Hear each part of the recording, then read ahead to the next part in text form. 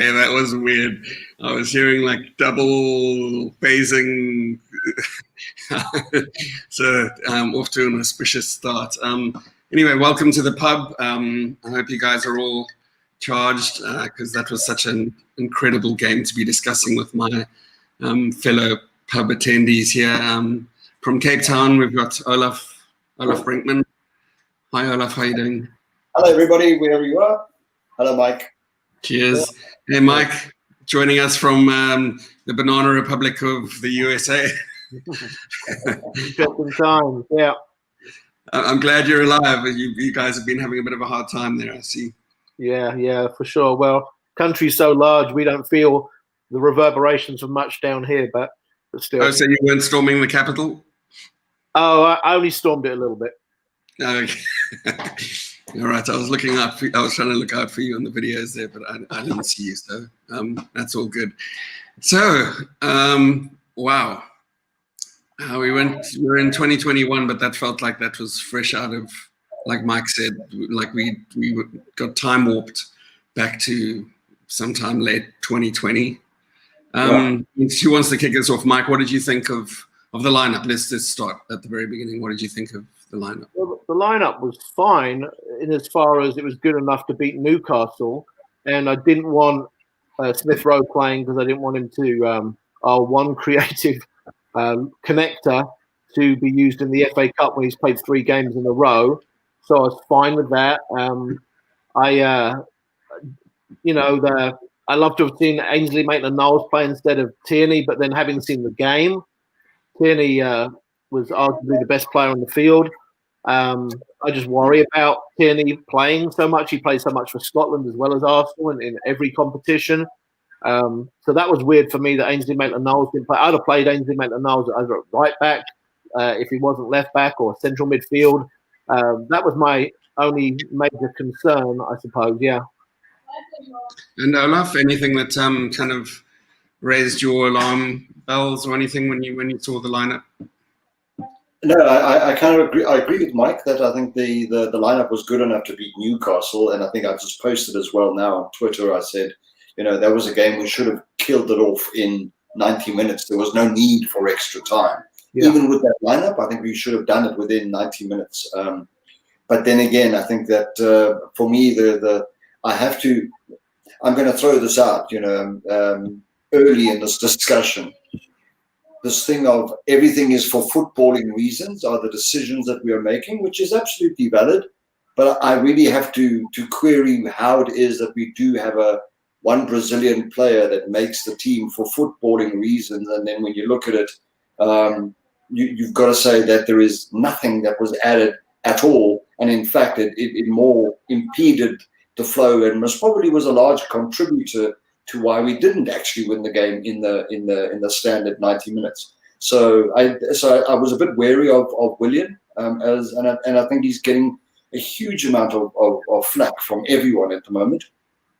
But again, I think it's quite deserved. It's like, I think sometimes we get the camps between the pro and the anti-Lacazettes and the pro and the anti-Ozils and whatever. But I cannot think of one person that can say something significant that Willian has brought since he's joined us. So anyway, to answer your question in a long roundabout way, I think that was my major concern, that he could step up, and I think he tried initially, but I think then he just kind of faded away and ended up staying on too long. He should have been the first substitute in the end. Yeah, he should have been. I think, Olaf, the only reason that Willian gets chance after chance after chance is either, I think it's one or two things. It's either the embarrassment from the coach of William being his main choice this summer and him wanting to prove to everybody, the players, the staff, the Cronkies, fans, that he can make a success out of the guy that he put his hat on. And it could be or that the Cronkies have said, look, you are 250 grand a week or whatever this guy's earning. You wanting new transfers. I'm sorry, I don't know. With Ozil like not even in the squad, I'm not sure that logic actually applies. Well, I don't think the Cronkies have any idea of what it is that they're, If that by that logic, Ozil should be playing too. I don't know. I just well, maybe it's Edu then, Paul. I don't know, but somebody at the club, I feel like is saying to him, look, if you want transfers in January, this Willian thing, we spent all this money on him. We've got to make this work, or we've got to do something with it, because so he keeps just giving him chances to see if he can get him cranked up. But he's not motivated. I mean, he's obviously a good player because he hasn't played for Chelsea for all those years if he's not a good player, but he's not interested in being a good player.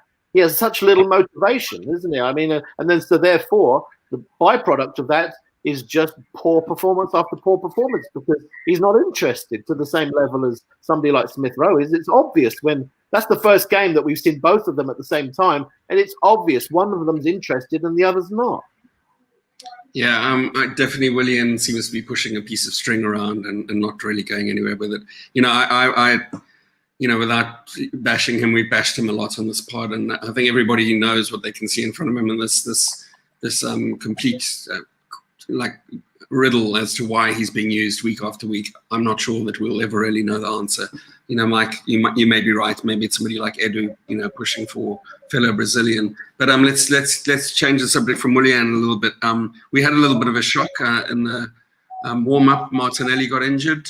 I saw pictures of him. He was kind of in tears, but he's often in tears when he injures himself. It always looks like he's about to die on the pitch, and then he goes on and plays. But this time they kept him off. You think that's a good call?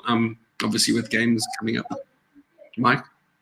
Yeah, for sure. I mean, I think it's there was a couple of doctors that came on. I'm hoping they're legitimate doctors came on Twitter that other people were saying are reliable, and they said that they could tell by what was happening with him and the treatment that it was just a minor sprain. So I hope that that's true because he's been an energy generator for our team as well as better than the 2020 players, as you said, Paul. So let's just cross our fingers on that one. But certainly a good idea to not play him if he was able to play. So do you think he would have played on the left, obviously, instead of Nelson? What did you think of Nelson, Olaf, having not seen him for a while? What was your impression of him in this? He had an opportunity, right, to earn himself a spot. How do you think he did?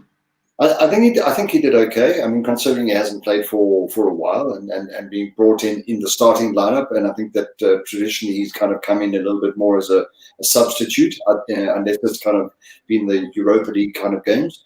I was maybe a bit disappointed in the end result. I think he had the potential to kind of be able to step up today.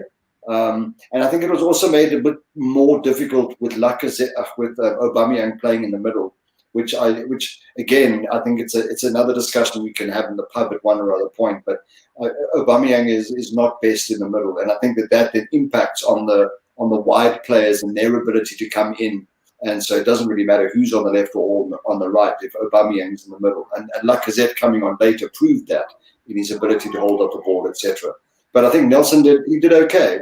But I think if I was going to give him a rating out of 10, I think that in the time that he was on, maybe a 5.5, 6. I think he's capable of. Great. That's not. I don't think that's okay for a top team. No, I don't. I agree. No, absolutely. And I think that he's capable of a 7.5, 8 when he does play, and he has at certain times done that. But I think today was a bit disappointing, given that he was given a break to start. Junie Wooney here on Periscope says, surely Nelson and Willock not good enough. Do you have anything to add on that about Nelson, Mike? And if not, then what do you think of Joe Willock's performance? Yeah, first on Nelson, I'm afraid that Reece Nelson's going to turn out to be a YouTube player. One of those guys where you look at this 6-minute clip and you think, wow, what skills, what pace at dribbling and such giftedness with the ball at his feet, because he does. And he bothers me when he plays because he's clearly super talented. But if you compare what he did in, I think it was the first minute of the game, there was a diagonal ball hit over by Luiz, and he took a really clever first touch and attacked the defender, and we created something from it. And he looked really up for it. You compare that to what happened for most of the rest of the game, which is he got the ball, and played in a submissive fashion and passed it backwards and refused to try to take his defender on. And, you know, I don't know. I've always speculated that the addiction that coaches have with pass completion and not losing the ball, you know, affects players with a talent and individualism like Nelson. And if it were me, I would tell these guys, don't you worry 1 minute about your pass completion or losing the ball. You just continue to take players on, because that's why we pick you. You're not here to pass, you know, to retain possession. It's to your individual qualities. And so I think he just keeps blowing his chances, but it's not a lack of talent for me. And then the other thing is Willock. Sorry, before we go on to Willock, I'm going to interrupt you. Just the thought. We've seen Reece playing mostly from the right. You know, tonight he was playing off the left. Do you think that was something that he wasn't really prepared for, and that might have thrown him a little bit off his game? I mean, does he get any credit for kind of being out of position and given a last minute shoved onto the field? And sure, that may have thrown him more so than being on the left. When he played for Hoffenheim in his purple patch, it was almost exclusively on the left. So okay. I think he's very familiar with it, and the kid is just so talented. So, you know, it pains me that the chances, he doesn't get many chances, which is something else that, to be honest with you, which pains me. I think somebody like him needs the coach to put his arm around him and say, hey, you're going to get 5 Premier League games in a row. Regardless of what you do, I'm going to trust you. You're going to be given an opportunity, because a lot of these younger players have been given that, and he's never been given that. We just see him, you know, once a season, once in the autumn, once in the winter, you know, he just shows up every once in a while, and he has to be awesome. And I feel bad for him in that regard, because if he's not awesome, he's gone. I mean, he doesn't even make the squad. And so I don't know exactly what's going on, but it's not through lack of talent with Reece Nelson. As for Joe Willock for me is a box-to-box player in a midfield 3 and a 2. Not so much because he can't get into the box so freely with his late runs. I think he's just going to end up being like Aaron Ramsey, in the regard that Aaron Ramsey left Arsenal. I thought we never used him to his best facility, which is a box-to-box player in a 3, so he's got security of 2 behind him. And Joe Willock's never been given that opportunity. But then again, do you build your team and your formation around Joe Willock? Well, you don't, do you? So he just has to take what he's given. So, you know, coming into the box late is what I look for, but I'm not sure it was set up for him to do that today. So you don't think with Elneny playing, deep and Smith Rowe ahead in the middle, that was an ideal opportunity for Willock to play between the two and carry it up the field? It's hard to say without knowing the instruction that he was given, but you do know when you play a midfield 3, if you're the guy who can penetrate the box, then you have freedom of knowing you've got 2 players behind you. The trouble is, if you play with Elneny and you're the legs and the dynamism, and you go make a 40-yard run into the box and nothing comes of it, and you've got to get back, or you've got to at least have that thought process that I've left Elneny back there rather than Thomas Partey, and he doesn't have athletic ability to cover, so you probably stay and sit, you know? Right. Can I throw something in about Willock, or can I ask, or what you guys think, and also you, Paul? You don't think that maybe if Willock were a little bit like Martinelli, because when Martinelli was injured, he bulked himself up a bit, and he didn't lose any of his speed and his passion and his aggression and all of that kind of stuff. You don't think, you and Mike, just a question, if I can ask one, if Willock beefed himself up a little bit, and then was able to use those skills and whatever else, his ability to be able to make a statement a lot stronger for a regular start would be an outcome of that.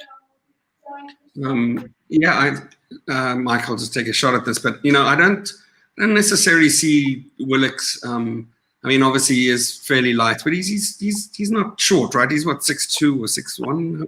How tall is he? He's pretty tall. He gives you the impression of somebody who's not, but he's taller than he looks, because when you see him, standing up against other guys that are noticeably shorter, and Cedric and Smith Rowe, Saka, those guys, he's a good head above them. Seems like.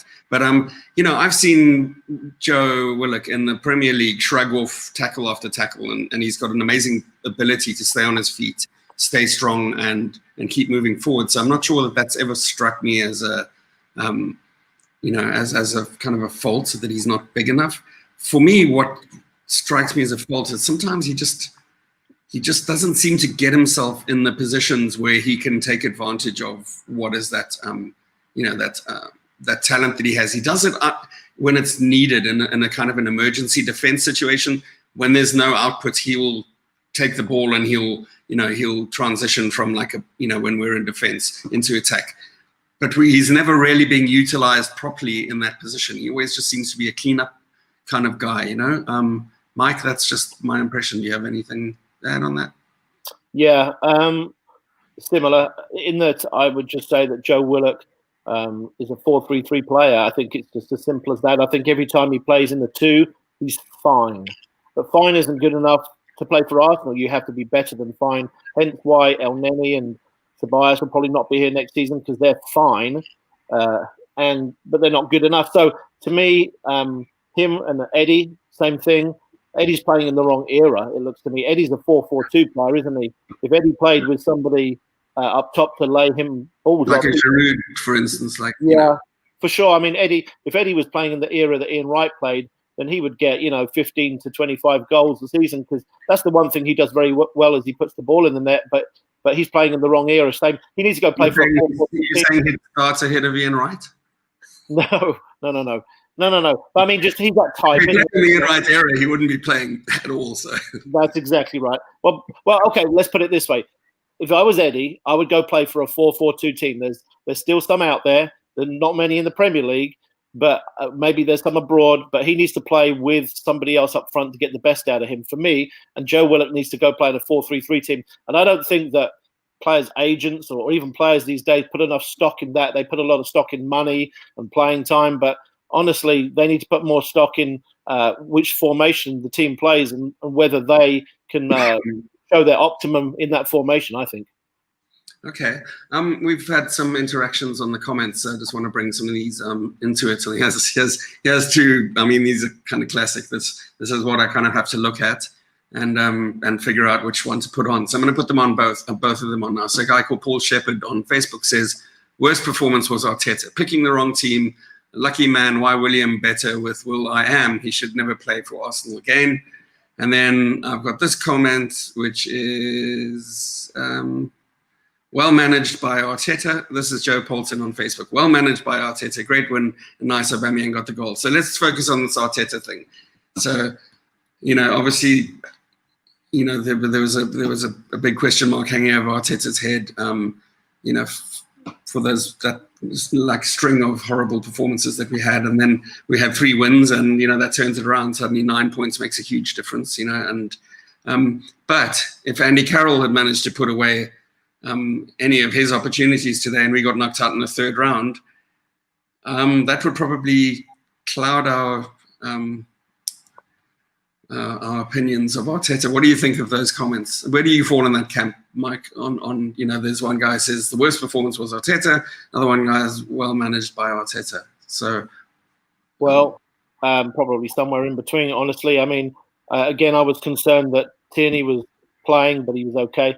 And like Olaf said, I'm always concerned when Williams on the field. But I think much like the Saliba situation, there's something that'll come out down the line that we'll find out why, and it'll make some kind of sense. But surely, if all of us fans who have less education than Mikel Arteta can see that Willian isn't just off form, he's not interested, and he shows it every week. He shows up in that jersey and puts his hand up and says, look, I'll show you again that I'm not good enough, or I'm off form, or I'm lacking confidence, I'm not motivated, and then I'll show you next week if you want me to show you again.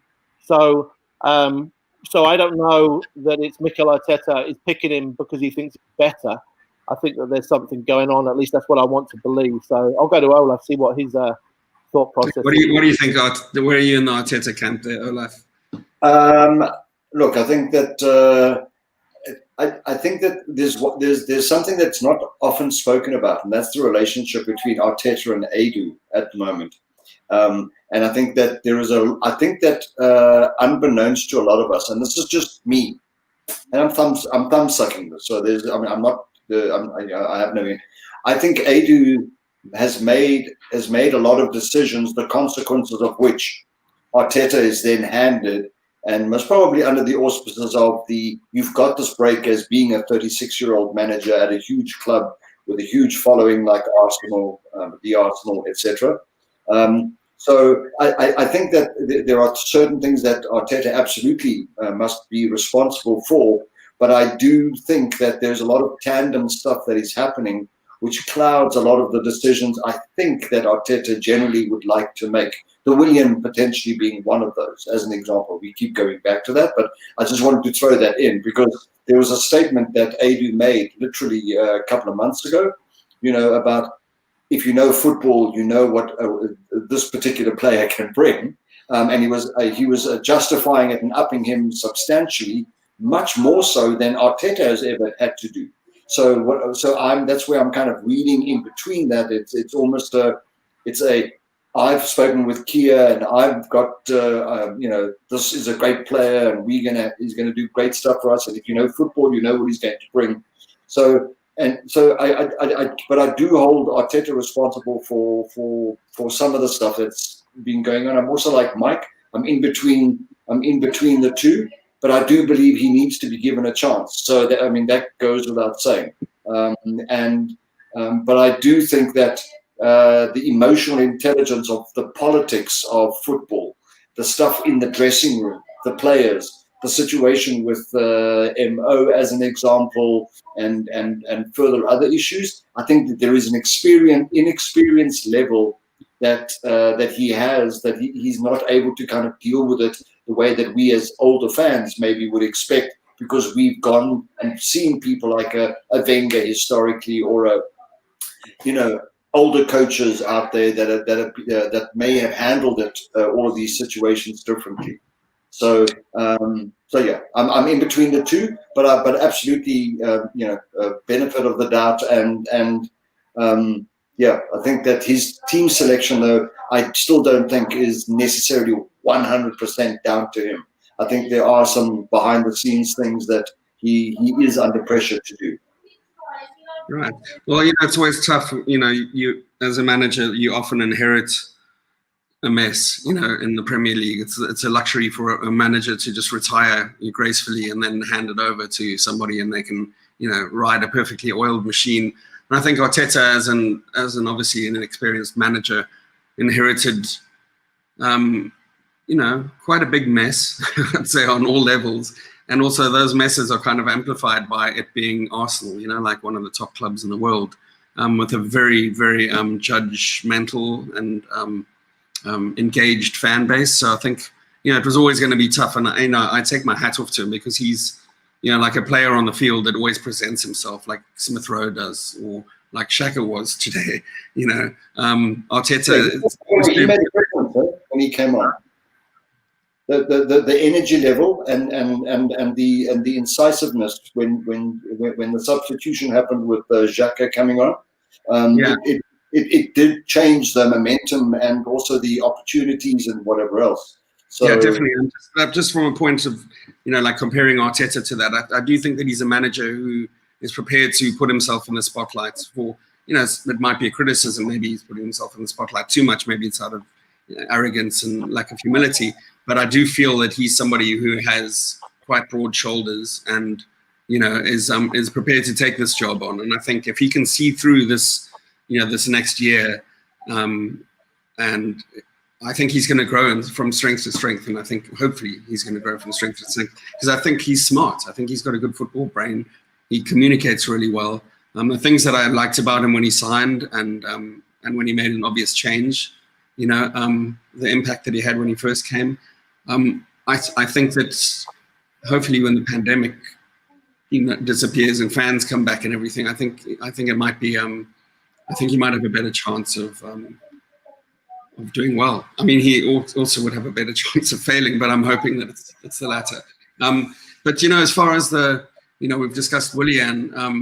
When we talk about the fact that he's found these youngsters and energized, athletic Arsenal that has made the difference in the last few games in the Premier League, in these matches now where it's kind of almost the B string, he's got Willian and Pepe, both of whom I mean, Pepe, I'm not a fan of. Every game I watch with him, he hasn't convinced me. It's tough. You've got these two huge, like Mike says, salaried players, and like you've got to play them at some point, right? Isn't Arteta a little bit stuck with that? The Pepe situation, Mike, have you got anything to say about that? Yeah, well, I don't know if Pepe will live out his Arsenal career being an enigma, or if I've got a feeling that if it doesn't happen this month, which I doubt it will, that it'll happen in the summer and they'll cut their losses. He's not a priority right now to get off the book. Some of the others are. But this bits and pieces that he offers from game to game, and probably the worst part of it, which is when he shows us how talented he is, but yet you only see it, once every game and a half, just a little flash of a moment is a tease, isn't it? So for me, I would sell Pepe unless I would play him as an inside right. That's another positional situation, much like Eddie and Joe, that I don't understand. I don't think Pepe's a winger. I think Pepe is an inside right forward like Salah, and Salah does not play on the wing. If you sort of imagine him when he gets the ball, you imagine him in the box. He gets the ball in the box, and then he takes the jink to the side and shoots. And that's what Pepe is. He's either a counter-attacking player, but we're not a counter-attacking team, or he's a box player because he's quite a good finisher. And he ruins everything when you get the ball to him on the wing because he takes too long. He's not direct enough. He's not strong enough. He's not proactive enough. The defenders don't fall for it. So I think he's been played 15 yards in the wrong position. But what does Olaf think? About Pepe, I think that it's quite sad. If you looked at what he achieved, and granted there were quite a lot of penalties when he played in the final season in the French league, but he scored goals and he provided assists. And I think that when you come with that, and then you come to Arsenal as you have. And by the way, we're sounding quite negative. I think we're all pretty pleased that we actually won today. So there's but I take that for granted. I mean, I'm just putting it out there. Eh?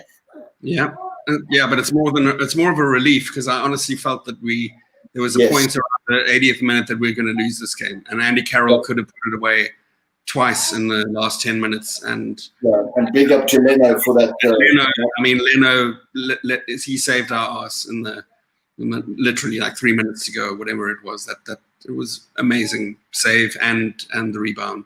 So the Pepe thing.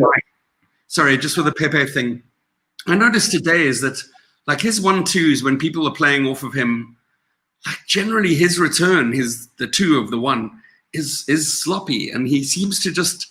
I've noticed when he gets rid of the ball or somebody pings it into him and he pings it to somebody else, he puts them under incredible pressure. Yeah, like he gives them an almost impossible task to get it back or do anything productive with it, And so having him on the inside right, kind of, I'd imagine him playing off, whoever's going to do the overlapping runs on the outside or whoever's on the inside. It's just I'm not seeing that from him. I see Lacazette as better at those kind of, close range touches, which is why I think he's. Okay, let's go positive here. So Lacazette, for instance, and the way he's been playing with Smith Rowe and Saka when they came on, like Olaf said, when Saka and Laka came on after the Xhaka substitute came on, and immediately we seem to have more energy. I mean, Saka himself just seemed to shift a gear for the whole team. Do you have any comments on those subs? Because they were effective, right? Yeah, they were. They changed the game and.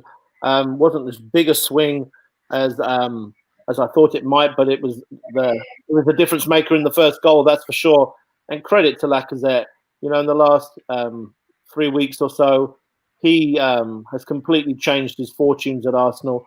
I'm still not sure if he'll last beyond the summer, but to the point where people are seriously debating whether he should start at centre forward instead of Aubameyang, and I would start him at centre forward instead of Aubameyang because he's clearly more effective, which ultimately is what it's all about. But for me, we're starting to see the simplicity of players being played in their best positions in a formation that gets the best out of them.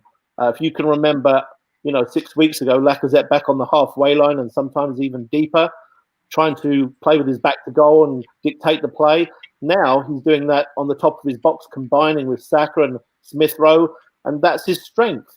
And it's obvious. So, you know, if you want to put him up front, or let's say if you want to keep Lacazette at the club, then play him in a 4-2-3-1 with somebody behind him that can combine quickly, because clearly he's very good at that, and clearly he's sort of mediocre at probably most of the rest of it. So, you know, I wish he was a little more flexible and could do more, but many players are like that.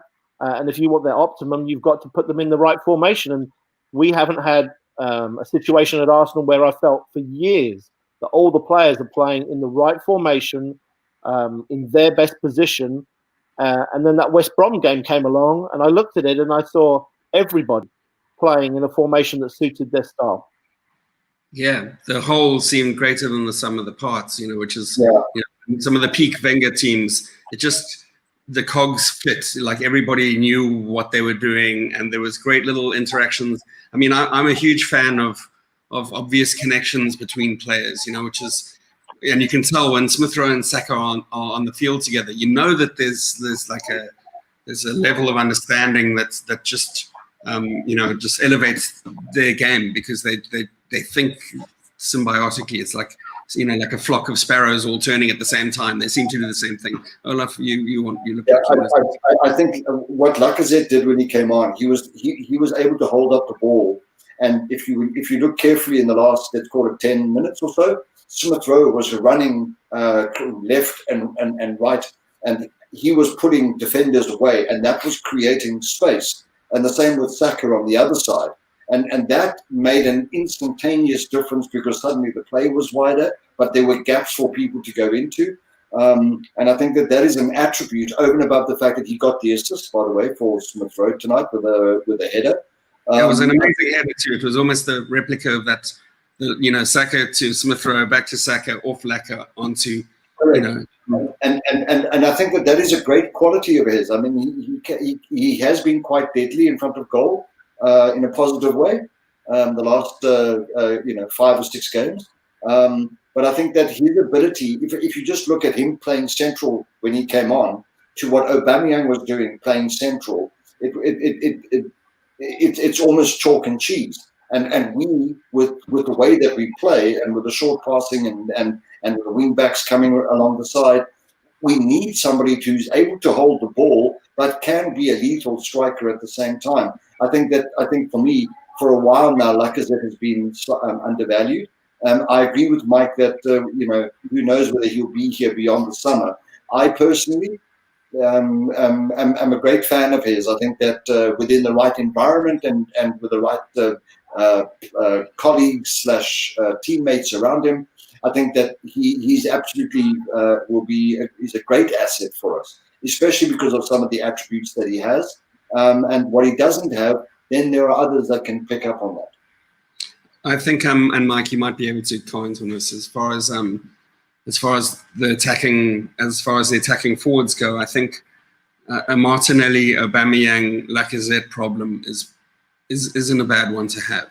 You know, like Aubameyang or Martinelli off the left, or Aubameyang or Lacazette on the front, or, you know what I mean? It's like it gives options, and I think, I don't know about, maybe you have an opinion on this, but, you know, Aubameyang might be an impact player. You know, it seems like Lacazette has fit in with this new youthful, energized team that you've been crying for. Yeah, better than Aubameyang has. I mean, definitely Martinelli, I think, has owned that left wing position. What do you think about that? I agree. I would start and have Aubameyang on the bench. It's a nice luxury to have. But he may find himself on the field with Martinelli certainly out, I would imagine, for Thursday's game. But what I would like to see before the end of the season, before we probably go buy a centre forward, is Martinelli at centre forward, because I think everybody sees, it's not really just my eye for sure, that his qualities as a footballer scream centre forward.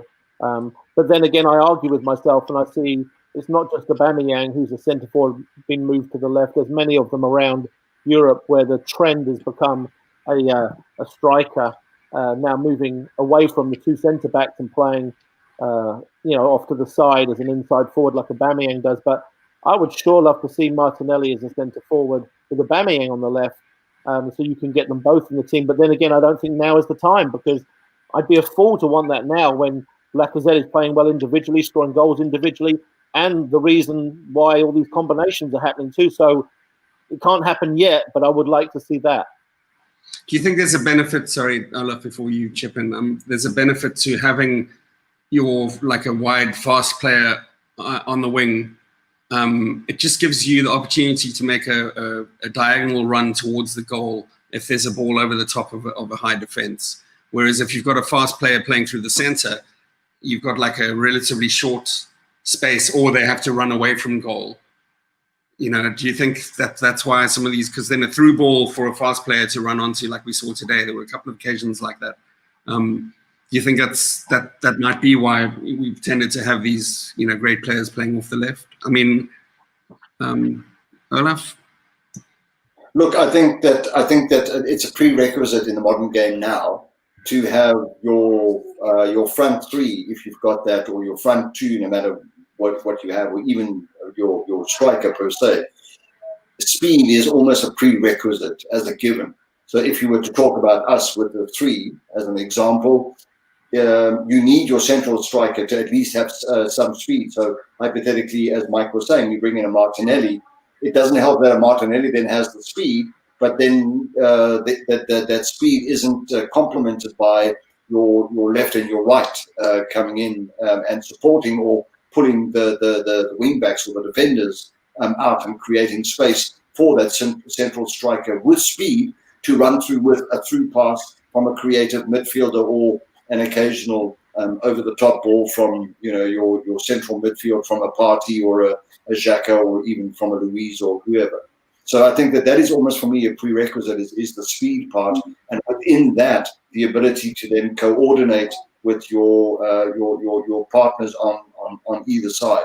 And that's something that I think that's something that we haven't nailed down just yet, because we've got some talent, but what is the best combination that's going to work around that? And then you're talking about Nketiah, and you're talking about Martinelli, and then you're talking about the Aubameyangs and where his best position is, etc.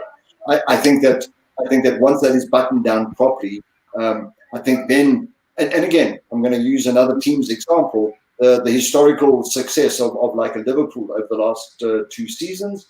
It's because of the front three and the way that they work with the speed and the incisiveness and knowing each other so well that they interplay with one another, but they all attack with the same amount of speed that they almost end up pulling their midfielders and their defenders along with them, such is the pace that they go forward. And even that bunch across the road. Enough about them already, just by mentioning them. But I feel like Eddie's chances are slipping away. I feel like he had an opportunity, and it didn't quite happen. I think Mike's right. I think that our most effective system doesn't really have a place for Eddie right now. Somebody like Lacazette fits much better into that system. But let's change tack again now. I know who my man of the match was. I'll give you guys a chance to say it first. Mike, who do you think was your man of the match? Oh, gosh. Well, there was a few players that played well. Just a few. Of course, Leno had a good game. David Luiz, his long balls were almost all on point today, and his defending was very good. So I don't want to take away from him. Smith Rowe and Saka, a little bit more Smith Rowe changed the game, certainly in comparison with Willian, for sure. But for me, Kieran Tierney, I've got not an argument, but I sent out a disappointment tweet before the game about Ainsley Maitland-Niles not playing instead of Tierney, and Dave, who we all know, said Tierney has to play because he's our most creative player. And of course, he was joking. He put one of his little emojis there, but then I thought about it, and thinking about the game itself, Tierney probably was our most creative player, and just to think he's a left back as well. So Kieran Tierney for me. Olaf? Yeah, I tweeted that I made Tierney man of the match, and he created five clear-cut chances today, and then got the one assist. And so, without doubt, I think and again that energy down the left, and you can see if you look at the way we're attacking these days, we've got Pepe on the right as an example, and I know he plays more further forward, but it's almost like 60, maybe even 70% of our attack these days goes down our left, and even when the ball is on the right-hand side of midfield, it's like cross field balls that are going out to the left-hand side. So Tierney, absolutely for me. And by the way, I just want to make a quick mention. I think again, I was highly impressed by Pablo again today in defence. And there were some very subtle things that he did. There was one time when he had the ball, and we had I can't remember who it was, but one of the Newcastle players was charging at him. He did like a little spin and a half back pass to Louise, instead of what anybody normally in that position has done historically in other football clubs and even us, where we end up passing it back to the goalkeeper, who's then under pressure, and then he can't hoof it away enough and whatever. I think that in the two games, or the last two games that I've seen him play, I'm super impressed with him. And I've made the comment before of Marie with Gabrielle, although they're both left-footed, and I know that that's a problem. But I think that's still a risk, that because they both have got ball skills, which I think they've got skills other than the defence and their positioning, which I think is undervalued at the moment. Yeah, I would say, Olaf, I don't even know if that is a problem. I think that's something that's overplayed in the modern era, that you need a right-footed right centre-back and a left-footed left centre-back. You think back to, our best back four ever, or both of our best back fours. I don't believe we had a left-footed centre-back. Steve Bold and Martin Keown weren't left-footed, and Tony Adams certainly wasn't, even though he used it. And Sol Campbell wasn't, he used it. I think of John Terry, not a fan of John Terry, but played as a right-footed centre-back, one of the best in the country for years, and used his left foot. So then I'm not arguing with you. I'm sort of coming alongside your point. I would do what I think you're thinking, Olaf. I would try Mari and Gabrielle and not be too concerned about which foot they use. Plus, you've got the world of inverted wingers. So much like Maitland-Niles was put at wing back to counter someone like Mahrez, when they cut in these inverted wingers, now you're on your strong foot. So you can imagine if Pablo Mari played as a right centre-back and he had to deal with somebody, a right-footed player on the left, and there's many of them, cutting in, now it's on his strong foot to tackle and win the ball. So there's advantages too, in this day and age. I'm surprised you had a comment about Louise there as a possibility of man of the match, because I actually, for the first time, I took notes, and then I realized I took way too many notes. It's like I wrote down a play-by-play of the entire fucking game. And were you able to watch the game? Huh? Were you able to watch the game, taking all the notes? Yeah, I can multitask. No, but I've got Louise rush clearance, Louise gives it away, Louise clown clearance, Louise with clunky unnecessary clearance gives it away. There were a couple of long balls, like you said, Mike, and I'd take those, but they were, just felt like I also just made a note here, Louise is not the clown clearance. I can give you the minutes if you want, but I also said I made a general observation, and he doesn't do it all the time, but sometimes, some games he comes out and he doesn't. He just seems to want to hang on to the ball like a second and a half too long, draw the the defender, and then puts himself under pressure, and then that's when he gives it away. It's just a weird thing, And I made another note of El Nani's hair, because there was 3 or 4 times again in this game where just zero peripheral vision and putting somebody else under pressure because he's not. I don't know if he can't see behind him. He has that hair, so maybe that's a problem. Maybe if I was a coach, I would put a haircut rule. What do you think about that, Mike? Well, yeah, we've talked a lot about El Neni and Guendouzi's hair. I think it's a problem, but I don't know how. I think a bigger problem for El Neni is that he's just been playing too negatively compared to that wonderful game he played against Manchester United, where he decided to come out of his shell. It wasn't just the energy that everybody loved, is that he was playing forward And I try to watch off the ball, in front of the ball, most of the time when we have the ball. That's, I guess, what my eye does as a coach. And the number of times Aubameyang's on the shoulder of the last defender and he's making that darting run across the defenders, and then you can see him looking at him, and he doesn't pass him the ball. Maybe he needs, maybe he's short-sighted, because I see many like going, come, I need, and I'm looking ahead and I can see like 5 people. Saka's rolling off that way, ESR's rolling off that way, Aubameyang's going like, I'm here, and then it's like, oh, I didn't see you, and I just passed it back 50 yards, and let's start again.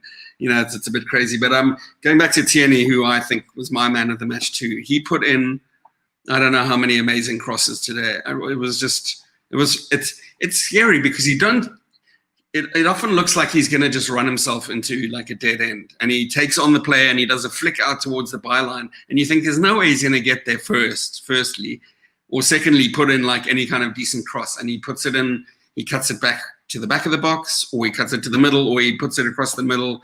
I mean, he's got like Geordie Armstrong-esque kind of crossing abilities. Can you imagine, Paul, if he was playing with somebody like Giroud? How many assists this guy would have got? Because he's the best. Saka's good at crossing, and Pepe's not bad whipping them in. But Tierney's the best crosser at the club, best I've seen in a long time. Yet, he's tossing in so many good crosses, and there's very little that comes from him. Yeah, let's face it, we're not renowned for our headering. Yeah, it's actually, I would love to do a compilation of all the attempts that most of our midfielders and forwards make at headering, because it's like, it's a joke. It's almost like I'm going to pretend to jump and have no intention of headering it. Right. Yeah. It's kind of crazy. So that should we have a quick chat about that last, the last goal, the second goal. We put ourselves under pressure again, right? As we, looking like we might want to make our lives more difficult, but at the end, it's what we needed to seal the deal. Olaf, do you remember it well enough to talk us through the second goal? Yeah, the second one. Yes, but I think it was also the build-up to the second goal as well, which, and I made mention of it earlier, the fact that Smith Rowe was running and pulling out defenders and so on. I think that was a large contributor to it. But I think that the incisiveness between the Saka, ESR, and Lacazette, as you mentioned earlier, in a previous game as well. I think that there is a fundamental good understanding, but between the three of them is also the ability within a very small space to have short ball control and to be able to either hold it up for a split second or to give it an instantaneous pass into the next gap, into which one of the others would then be running into, and so the domino effect. And I think that kind of was half the consequence of why the goal appeared, is because I think Smith Rowe was on the left-hand side, and when he ended up scoring the goal with the header, which Lacazette got in front of Hayden, just in front of and to do the pass on, he then was on the right-hand side, and then and around him there was no one. So what I'm saying is that he created that space by doing a bit of the over to put it back to Xhaka, who then put it through to Tierney. Exactly. And then Saka moved, and that created the space for him, and he moved to the right at Smith Rowe. And I think that was, and you could see there's a good symbiotic understanding between the three of them. And as I said, the skill set that they each have of close ball control and being able to play in a very tight, defined space makes a slight difference. Mike? Yeah. Sorry, yeah, I think we've done the Saka ESR Lacazette thing. Xhaka seems also to be rejuvenated by this energetic, youthful thing. Mike, have you noticed? I feel like he's a different player in these last 3 or 4 games. Granit Xhaka? Yeah. He has been better. Again, these small details that we've been complaining about, he's changed, which for me was just as simple as him being brave enough to open his hips and look forward. And it's amazing if you can just do that one thing in football, be brave enough to scan, then be brave enough to actually turn. then the direction that the ball's traveling in is a north versus south, which is where he was passing the ball, back in December. So I am pleased for that. He looks like a confident player now, even taking on volleys from 20 yards that nearly. That was a great shot, wasn't it? And to his credit, so he is. Here's the thing, though. Is Granit Xhaka, even an optimal Granit Xhaka, good enough? When you come up against the better teams that have athletic players in the middle of the field, and we don't if Thomas Partey's not there. And so for me, I'm not a long-term fan of Granit Xhaka. I think he needs to leave the club, and we need to upgrade. But I'm happy that he is more confident and he's doing, honestly, what I think he should be doing anyway. I'm not so sure that it's in the, he's at the level where some of our younger players are, where they're making the difference. I don't see quite that in Granit Xhaka. I think he's just now performing to a level that I think he should be. I'd also like to just quickly add to that second goal. There was a couple of things that really spoke to me. If you watch that second goal, Tierney did something very cute. I try to teach my players this as well, when to run off the ball. He gets the ball out wide and he passes it inside and he pauses. And I don't know if he intentionally looks at the defender's eyes. I tell my players, don't run as soon as you pass the ball. First of all, you'll mess up your pass because you're too busy thinking about the run. But you want your defender's head to turn. You want him to turn because all defenders will follow the ball first with their eyes. He passes it, the defender turns his head, and then Tierney sneaks around the back of him, which I thought was really good. But I also thought that goal epitomized good Arsenal versus bad Arsenal. And what I mean by that is that goal was a product of movement off the ball. And I think Olaf was talking about it earlier. Good Arsenal has movement off the ball. Smith Rowe has brought movement off the ball. And these two goals that, Paul, again, you were talking about earlier from the West Brom game and today, all about movement off the ball. And that goal does not happen unless Tierney makes that run off the ball. And that, to me, is probably the primary difference in bad Arsenal and good Arsenal. Right. Just lastly, there were a couple of little incidents. The one was the Aubameyang penalty appeal on the edge of the box that Kavanagh immediately dismissed. I'm not sure why they didn't go to VAR, because it seemed like the commentators on my stream missed what I saw was, I think his name is Clark, putting his back foot out and basically tripping up Aubameyang. I mean, that's a nailed-on penalty. Every game I've ever seen where anybody's done that, and it's often Luiz or Mustafi or those kind of guys that do like a, whoops, I'm going to put my leg out. What do you think of that, Mike? Do you think that should have been no? Yeah, it should have been. And I think the referees have to know the players as well. And Aubameyang's not a diver. He's not somebody that's even close got a reputation for diving. And if he falls over, they've got to at least go check, because he's not somebody that's trying to con people. And it was worth checking anyway, which was odd, because the Smith Rowe incident, he was happy to check that. And I didn't even think that was a yellow card. It was a ridiculous decision. He was going for the ball. He even took his leg away, and he got a yellow card. The player kicked his foot away from me, and it wasn't even going in the direction of the player. It was going across, and he was falling over backwards, and the guy kicked. I mean, I missed that he'd given the red. I thought he'd just given him a yellow. So then when I saw him go to his pocket for the red card, I was like, "Are you kidding me? How can you fucking see that on the monitor and change your yellow to a red?" Yeah. And everybody's like, "Oh no, that's great." I think the total truth of that, Paul, was that if anyone was in danger, it was the other player coming in at full speed. Emil Smith Rowe was stationary. So how can you hurt somebody with your studs if you're hitting them with your studs whilst you're stationary? That doesn't hurt. It doesn't even hurt you, let alone endanger you. Ridiculous. Yeah, it was crazy. Olaf, what did you think of those decisions? I'm not going to talk so much about the pros and cons of the penalty, but I think that there is also a slight difference if you and looking at the potential red card for Emil Smith Rowe. His reaction at the time, he was holding his hand to his forehead, and he looked really worried, and that transmits to the referee that the decision that he was making or had made was actually the correct one. The same with Aubameyang for the penalty. When he got up, he didn't do like the other players in the league do, and they ran and raved. He saw the reaction and laughs, and he walked away. And I think that may also be a contributing factor, in as much as we didn't all crowd around the referee going, come on, at least go and check on the monitor. Yeah. That, you know what I'm saying? We don't do that, which to my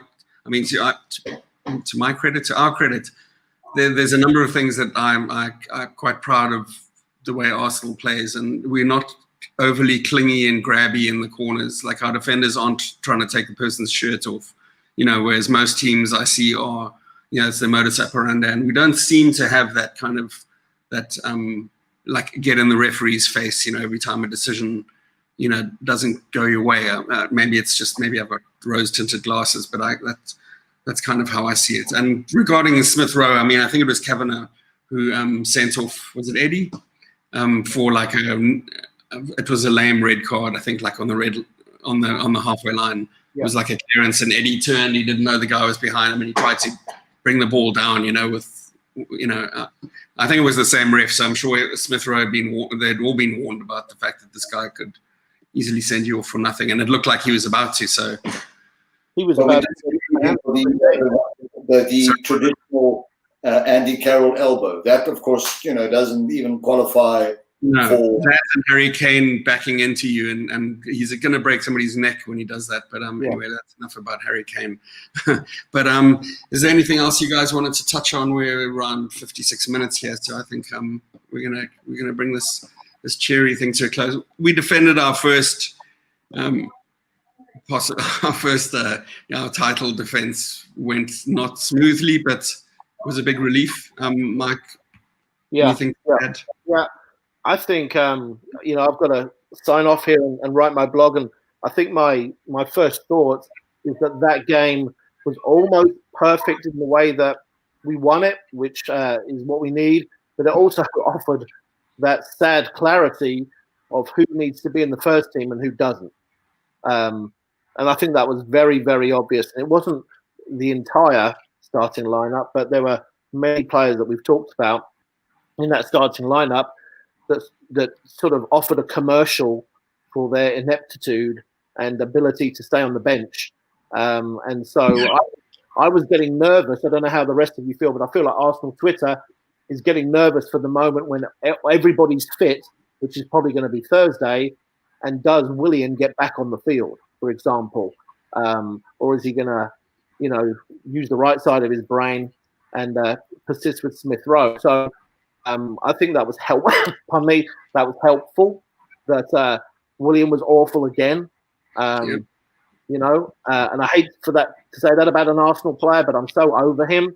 And I am nervous because I don't believe that our coach is, apart from when he absolutely has to, I don't believe yet that he's not going to play him and give him another run of games. Olaf, one thing I meant to ask you guys earlier, if Thomas Partey comes back, which looks like it might be pretty soon, who do you drop? Who do you put? What is your midfield when Partey comes back? I would, based on current form, I would attempt the midfield, and again, we're going with the same formation that we currently have, right? So then I would give a run of games to Partey and potentially Xhaka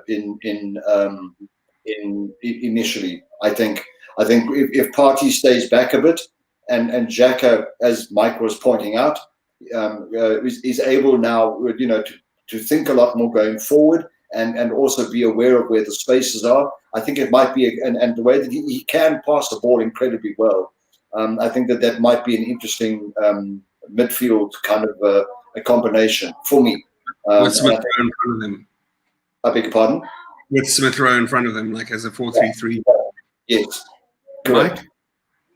Yeah, I think he's got a tough decision. I think what he'll do is he'll play Xhaka and Ceballos on Thursday and put Partey on the bench and bring him in slowly. And of course, without us knowing the medical business behind the scenes, it's hard to know. It's hard to disagree that that's not the smart thing. I would love to see Partey start, and it would be very harsh for Jack or Ceballos in their current form. Ceballos' last game was his best for Arsenal. For me, for either of them to be on the bench, But what I would do moving forward, not necessarily in the next game, but I've always wanted to see Thomas Partey playing in midfield with Ainsley Maitland-Niles, because they're two modern, athletic, all-around midfielders that have all the skill set that you need to play in the Premier League. Whereas if we keep seeing Xhaka and Ceballos, you know, for as many games as they have a good game, there's going to be some bad ones, and we're going to bring up the same old stuff if they're not athletic enough. You know, the red cards, fouling people. You know, they can't keep up with play, and it's all going to come up again. And I think the solution has been at Arsenal for a long time, but hey, it's pointless me saying it because it's obviously not going to happen, because every time he's had a chance to play Maitland-Niles in midfield, he hasn't done it. So, but that's what I would do. Right. Okay. Well, I think that about covers. I think we covered a lot of ground tonight, and I appreciate both of you, your wisdom and insight.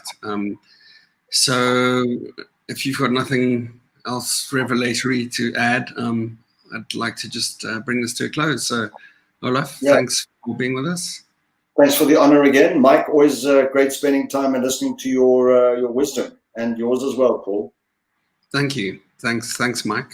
Yeah. Thank you. See you later.